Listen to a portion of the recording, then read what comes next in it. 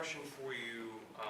So on the inauguration, afterwards, President Trump, he pledged to remove birthright citizenship, and he issued some pardons, actually a lot of pardons for the January 6th rioters, and he exited the country from the Paris Climate Accords.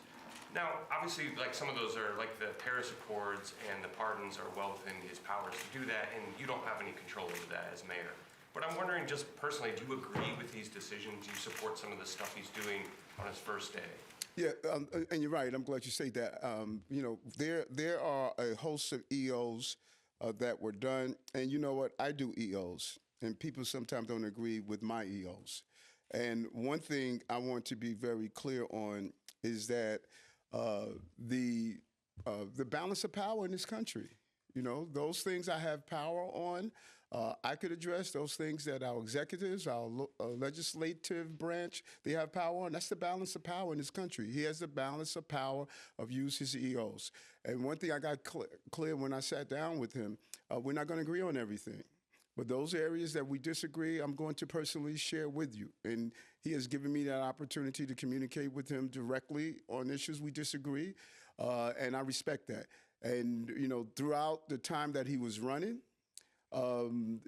this was a tough time for us in how we implement our policies. He did not criticize, attack me publicly. And so my job is to continue to deliver for the city, and I made it clear with them where I disagree with you on, we will communicate.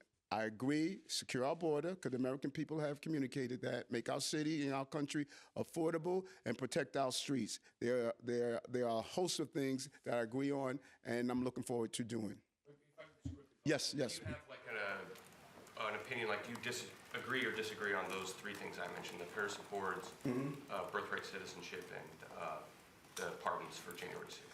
And if I do disagree, I will communicate with him directly on them. I don't want to be part of what feeds the anxiety of going back and forth in this public discourse that we're seeing. If things that he does that I disagree on, I will reach out to the president and communicate with him. And there are going to be things we agree on. There are things that we disagree on. I don't agree myself 100% of the times. And when we need to, he's given me the opportunity to communicate with him, and I appreciate that greatly.